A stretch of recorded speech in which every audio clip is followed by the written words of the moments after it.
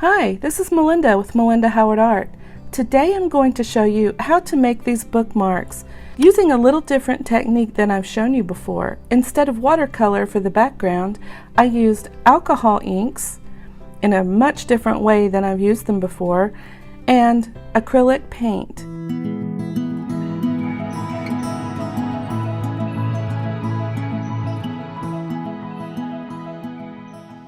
I love the variety and the surprise of this technique to create these bookmarks. These are the supplies that I'm using today. I'm using Strathmore paper to create all of these bookmarks. I will show you that really quickly.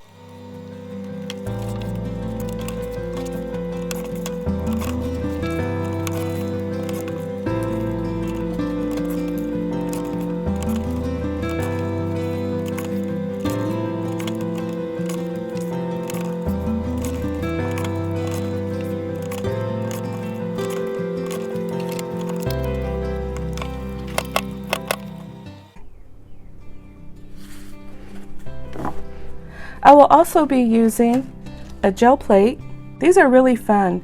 If you've used them before, you'll know how fun this can be using acrylic paint. But did you know you can also use alcohol ink? The reason that this one has turned yellow is because of the alcohol ink. It stains it quite a bit, but it doesn't affect your prints whatsoever. I'll also be using a variety of alcohol inks made by mostly Ranger, but also have some Pinata as well.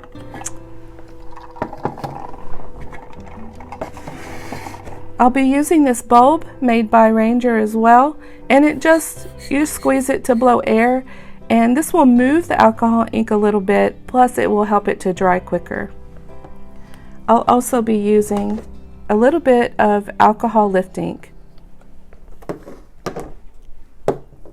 and Master's Touch Thick Body Acrylic Paint in white.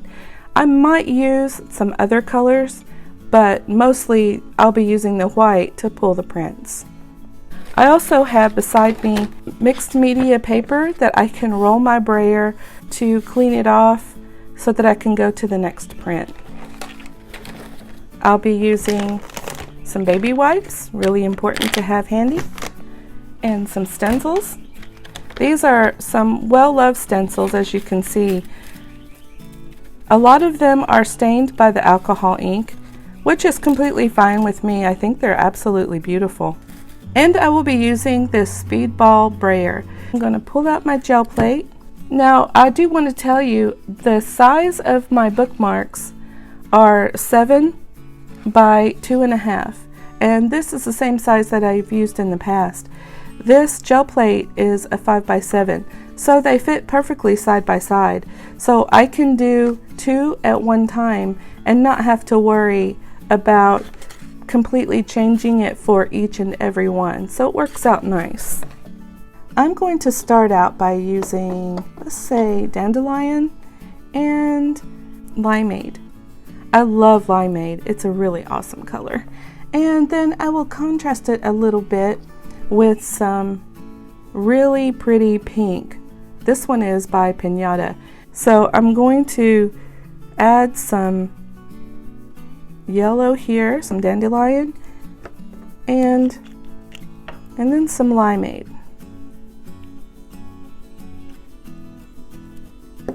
I'll just use my brayer to kind of push it around a little bit. This is completely different than when you're using plastic paper or Yupo. It doesn't move the same way as it does on those papers, but it is a really awesome technique. I'm just brayering this paper to get it off of my brayer, and it works out really good because then I have the beginnings of a background for something else. Now that I have these colors on, I'm going to use this bulb to just sort of blow it around a little bit. This is one of my favorite stencils. Isn't that pretty? I really love it. And I'm going to lay it down on my gel plate, and I'm going to use my brayer just very gently to just make sure that it's down good. Now I'm going to take my pink and just apply it in a few spots. I don't want to cover the entire plate. And I'm also thinking about how it's going to be divided, so I want to make sure that I have plenty of alcohol ink in different spots on both sides. And I'll just use my brayer and move it just a hair, just very gently. You don't need to do a lot.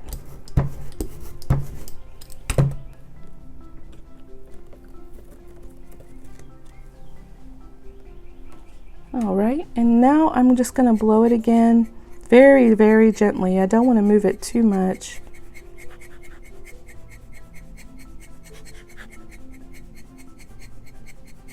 Just so it will dry a little quicker.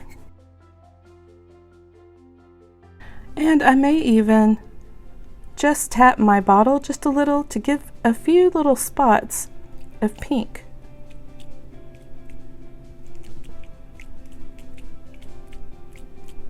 Here and there, just for a little more interest. You have to be careful, it does go everywhere. You want to make sure that your alcohol ink is completely dry before you add any acrylic paint. Now I'm going to test it with my paper towel just to make sure no color is coming up onto it, just to see that it's dry. And now I'm going to use my Master's Touch Thick Body Acrylic Paint. I have here some acrylic paper, and I'm going to add, let's move this over for you. I'm going to add my paint to this first instead of dabbing it directly onto the gel plate, just so that I can get a more even and thin coat of paint. If you put too much paint, it won't come off on the paper very well. So I want it to be fairly thin. Alright, and now I'm going to just put a thin layer of white paint on top of my gel press.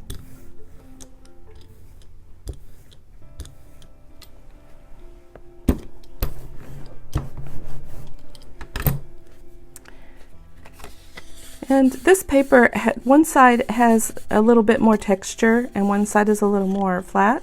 I'm going to put the texture side down.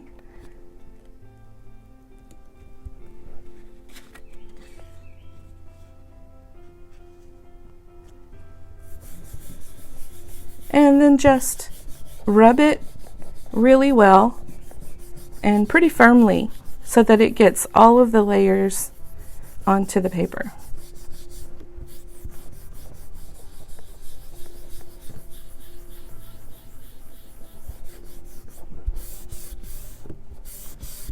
Okay, now here comes my favorite part. It's always a surprise. It's always, oh, I love it. I think that's going to make a really pretty background for one of these bookmarks. Very nice.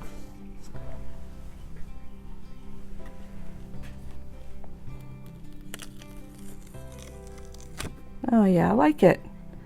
On to another one. This time I think I'm going to use Mermaid and maybe Stone Washed. No, let's go with, oh, how about Pistachio?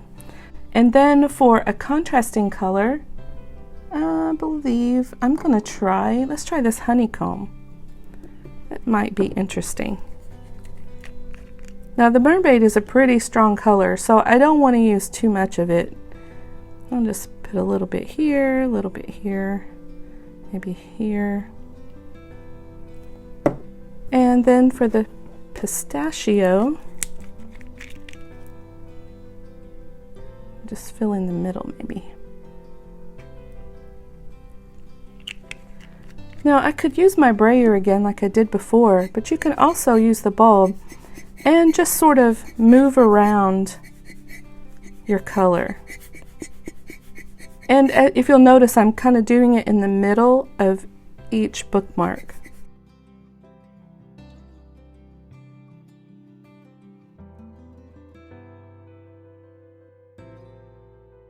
Let's try this more geometric pattern for a stencil this time. And you can just do it in a few spots. You don't have to do it straight. You can do it kind of cornered, which I think I'm going to do. And just use my brayer to just barely move it, or not move it, but stick it down. And let's use this honeycomb.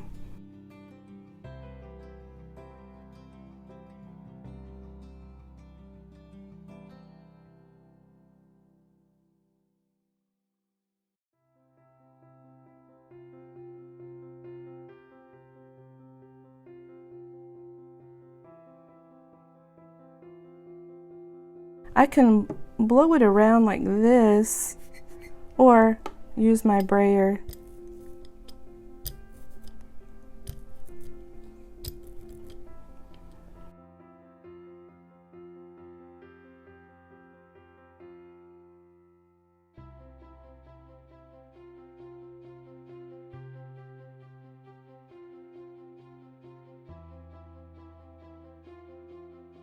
Blow it very gently to dry it.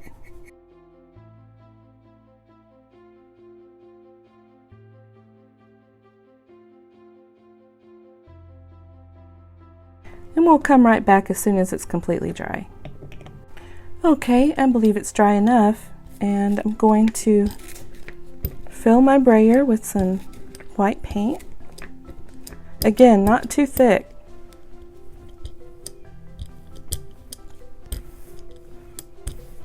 All right, you ready for this? I can't wait to see what this is going to look like.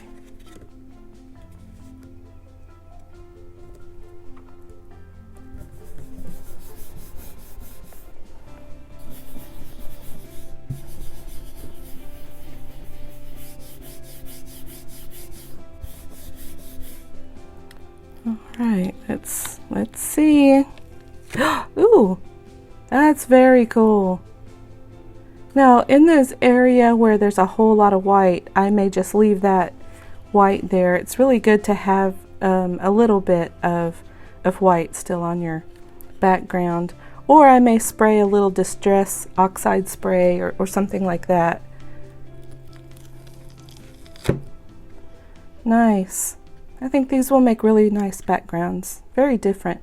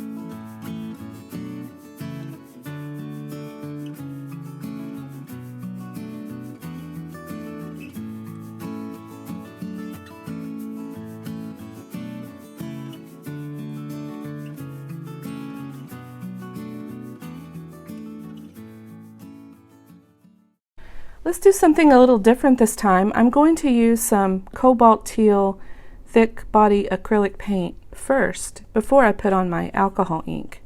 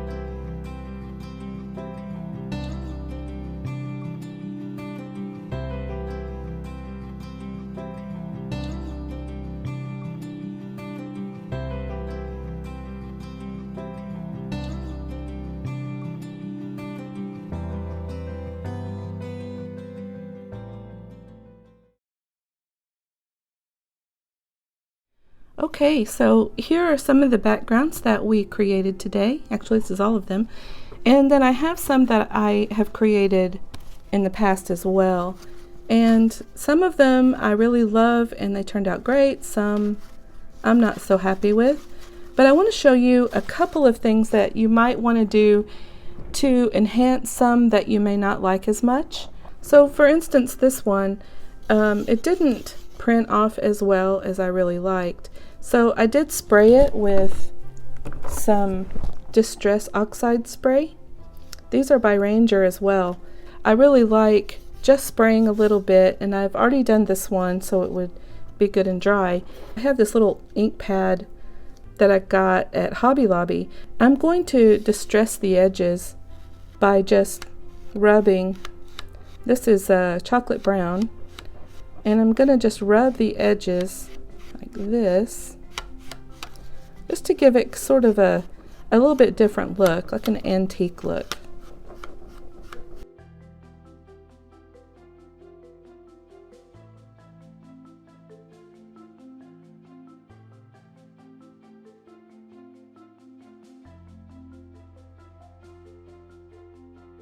So let's try spraying. I'll show you how I sprayed the Distress Oxide spray. This is Shabby Shutters. I love how they named their things. I do want to use a few paper towels because it can get kind of messy. I'm just going to spray it all over. And then let it dry. I think I'll just also add blue as well.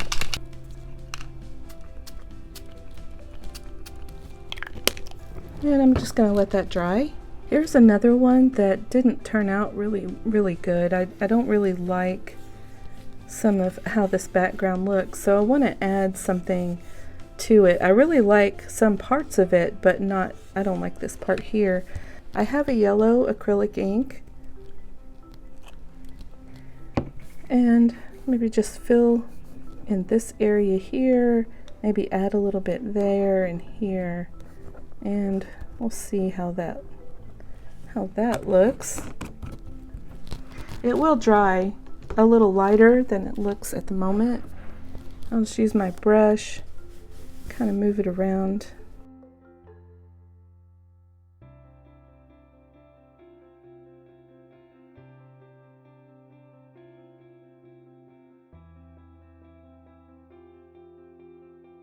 Okay, that's just a few things that you can do to enhance those that you don't like that much and didn't work out for you really well.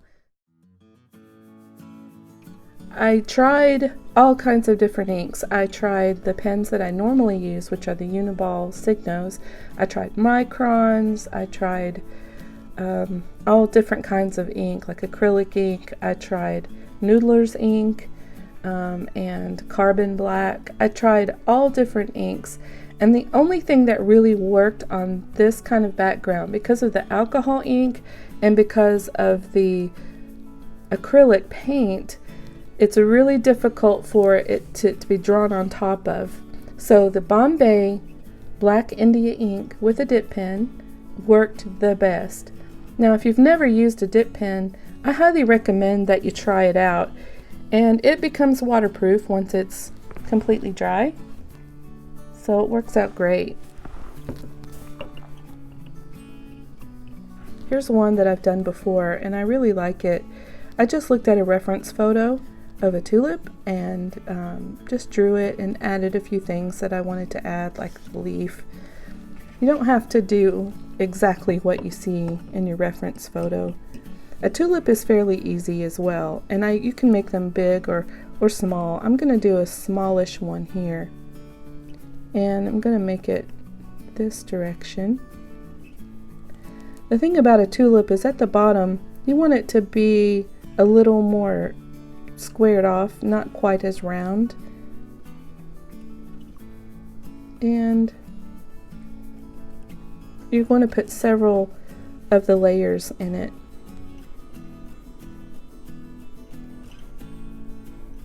There's the front facing petal, and then I usually add 3 petals, and then I add a few in the background.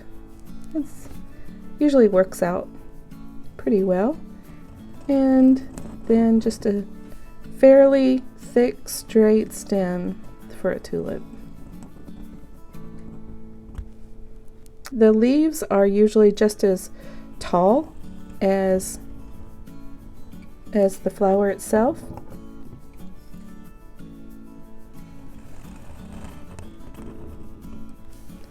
And now the fun part is adding the highlights and shadows.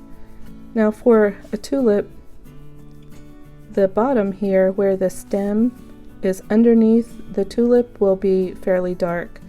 And then you can just add some shadow to one side. Maybe darken the other side as well, and give it a little bit of form. Don't have to be precious or perfect with it, just have fun with it. And then we'll add a few hash marks here at the top.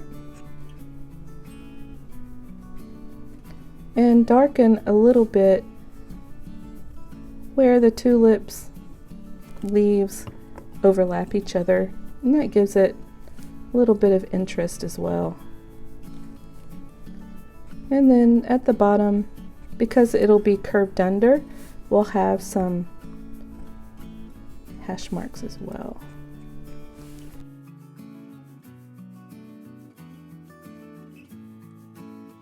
I'm also going to add some white with a Uniball Signo white broad pen. I just want to enhance and pull out the flower.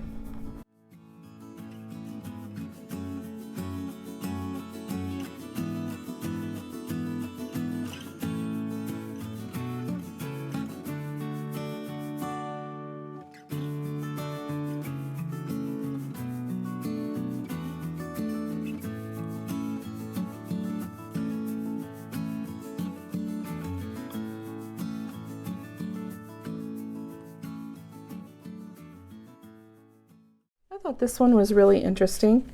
Let's add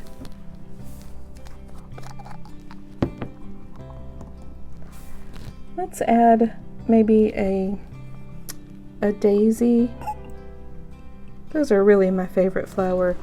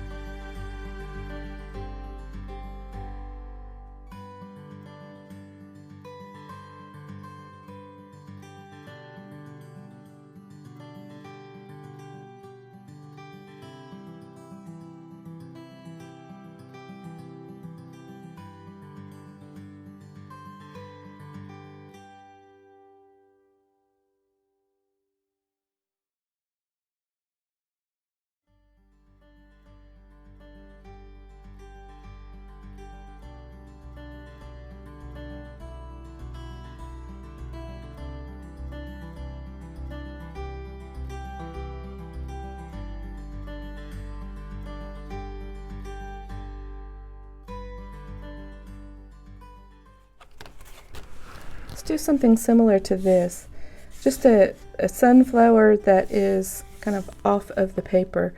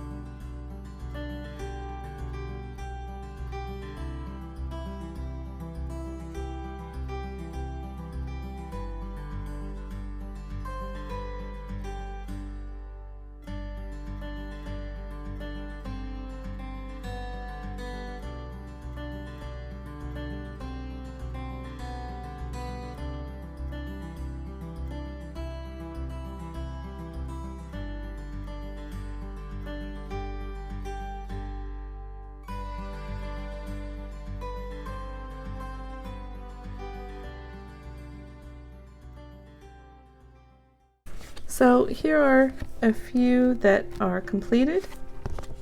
You can add a vase if you want. This is a calla lily, sunflower, daisies. I do a lot of daisies, as you can see.